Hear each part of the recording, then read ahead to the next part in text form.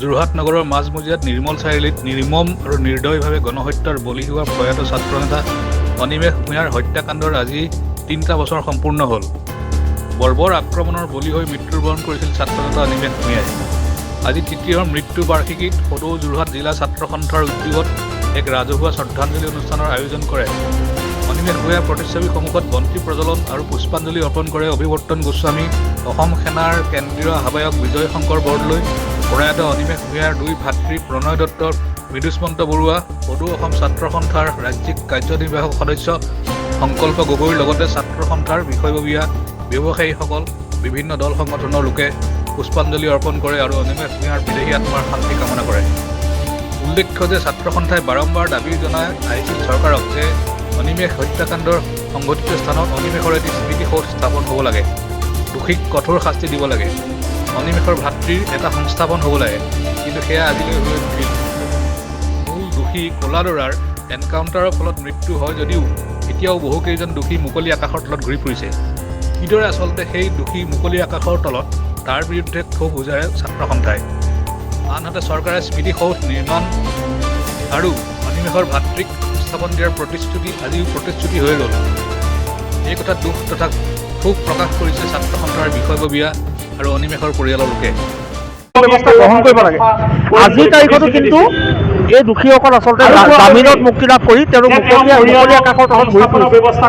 পৰিতাপৰ বিষয় 2022 চনৰ 4 ফেব্ৰুৱাৰী তাৰিখে আমাৰ নেতৃত্বত সদৌ যোৰহাট জিলা ছাত্ৰ সন্থাৰ এটা প্ৰতিনিধি দলে অসমৰ মাননীয় মুখ্যমন্ত্ৰীক সাক্ষাৎ কৰিছিলোঁ।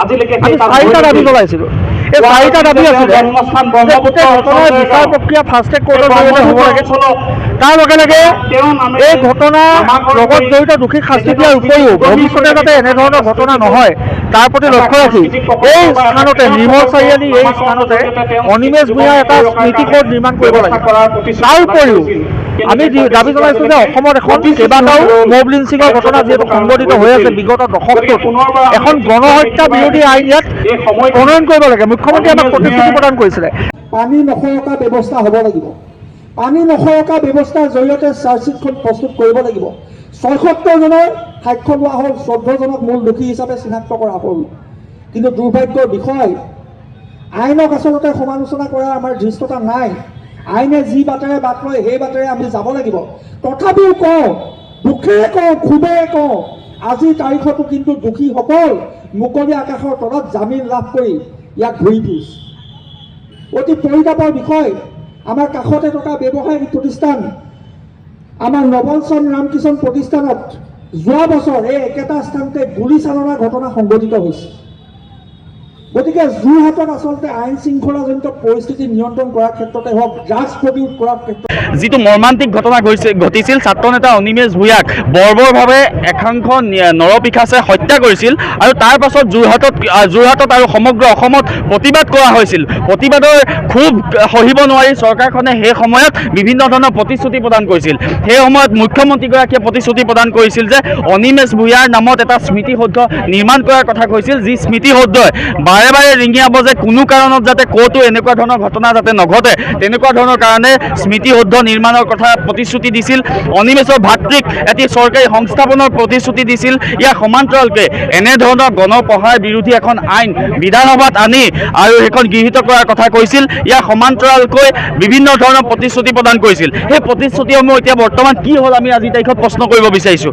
চৰকাৰখনে সেই সময়ত যি ক্ষোভৰ বহিঃপ্ৰকাশ হৈছিল ৰাইজৰ, সেই ৰাইজৰ ক্ষোভৰ বহিঃপ্ৰকাশ ঠাণ্ডা কৰিবৰ কাৰণে সেই প্ৰতিশ্ৰুতিসমূহ দি দিছিল নেকি, আমি আজিৰ তাৰিখত সন্দেহ অৱকাশ ঘটিছে। আৰু এটা কথা ক'ব বিচাৰিছোঁ, চৰকাৰখনক যদি আজি এনেকুৱা এটা ঘটনা ঘটা 3 বছৰৰ পাছত যদি আমি প্ৰতিবাদ কাৰ্যসূচী গ্ৰহণ কৰি যদি চৰকাৰখনক মনত পেলাই দিবলগীয়া হয়, চৰকাৰখনৰ কাৰণে ইয়াতকৈ লাজৰ বিষয় একো হ'ব নোৱাৰে। আজিৰ তাৰিখত আমি শ্ৰদ্ধাঞ্জলি অনুষ্ঠানৰ পৰা এই কথা প্ৰকাশ কৰিব বিচাৰিছোঁ। আৰু মুখ্যমন্ত্ৰীগৰাকীয়ে অতি সোনকালে এই বিষয়টোৰ ওপৰত ব্যৱস্থা গ্ৰহণ কৰি অতি সোনকালে এই যিসমূহ প্ৰতিশ্ৰুতি প্ৰদান কৰিছিল প্ৰতিশ্ৰুতিসমূহ পূৰণ কৰিবৰ কাৰণে আমি দাবী জনাব বিচাৰিছোঁ। প্ৰতিশ্ৰুতি হৈ থাকিলে কি ক'ব? হয় ছাৰ, আজি অভিশপ্ত দিনটোতে আমি অনিমেষক হেৰুৱাইছিলোঁ আৰু এই ঠাইতে আৰু তৃতীয় মৃত্যুবাৰ্ষিকীৰ দিনটোত এই ঠাইতে আমি ৰৈ এটা নিজৰ ব্যৰ্থতাটোৰ কথা আমি ক'বলৈ পাই যথেষ্ট দুখ লাগিছে আৰু যিসকল দোষী আছিল সকলোখিনি তথ্য প্ৰমাণ থকাৰ পিছতো কোনো ধৰণৰ দোষীয়ে শাস্তি নাপালে, সেইটো আটাইতকৈ দুৰ্ভাগ্যজনক কথা। দ্বিতীয়তে অনিমেষৰ ভাতৃ সংস্থাপনৰ কথাটো কৈছিল, সেইটো আগ নাবাঢ়ি অনিমেষৰ নামত এটা স্মৃতিসৌধ নিৰ্মাণৰ কথা কৈছিল, তাৰ নামতে এচপৰা ইটা নপৰিল। ব্ৰহ্মপুত্ৰ অঞ্চলত এটা ক্ৰীড়া অথবা সাংস্কৃতিক প্ৰকল্প নিৰ্মাণৰ কথা কৈছিল, সেইটো কোনো আগ নাবাঢ়ি। বেয়া লাগিছে বিষয়টো, তৃতীয় মৃত্যুবাৰ্ষিকী দিনটোতো আমি সেই বিষয়খিনি আকৌ আমি নয়াতভাৱে পাতিবলগীয়া হোৱাটো আটাইতকৈ আমাৰ বেয়া লাগিছে আৰু আমি আশা ৰাখিছোঁ সময় থাকোঁতে যাতে সকলোখিনি বিষয় কাৰ্যকৰী কৰে তাৰ বাবে আমি কাটৰে আহ্বান জনাইছোঁ। শ্ৰদ্ধাঞ্জলি অনুষ্ঠান অনুষ্ঠিত কৰিছোঁ।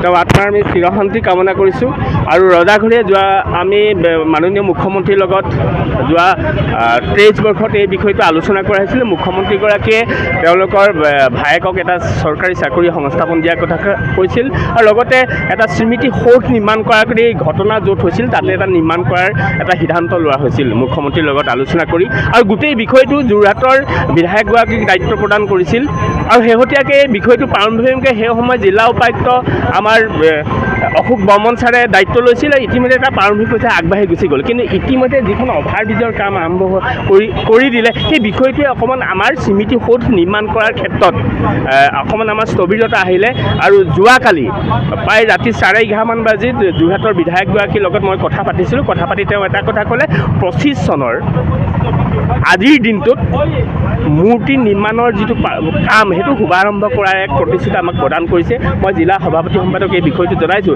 তেওঁলোকে ক'লে, দাদা সেই বিষয়টোত আপুনি আগতে জড়িত হৈ আছিল, বিজয় দাই আপুনি জড়িত হৈ আছিল, গোটেই কথাটো বিধায়কৰ লগত কথা পাতি এই বিষয়ত এটা আমাক বাৰ্তা দিব লাগে। সেইকাৰণে আমি যোৱাকালি কথা পাতি এটা আমি ৰিজাল্ট পাইছোঁ যে আমি 25ত এইটো এটা সিদ্ধান্ত পাম আৰু চৰকাৰী চাকৰিৰ কথাটো সকলোৱে আমি জানো আৰু যেনেধৰণে দিব লাগে মুখ্যমন্ত্ৰীগৰাকীয়ে সেই ব্যৱস্থাটো আমি কৰিবৰ কাৰণে আজি এই তৃতীয় মৃত্যুবাৰ্ষিকীৰ থলীৰ পৰা মুখ্যমন্ত্ৰীগৰাকীক তেওঁ এটা চৰকাৰী চাকৰি সংস্থাপনতো নুমলীগড় ৰিফাইনত এটা ব্যৱস্থা কৰি দিবৰ কাৰণে আমি মুখ্যমন্ত্ৰীগৰাকীক আহ্বান জনালোঁ আৰু সমান্তৰালে মুখ্যমন্ত্ৰীগৰাকীয়ে সেই মুহূৰ্ততে তাৰে বিধায়ক মৃণাল শইকীয়াক দায়িত্ব দিছিল।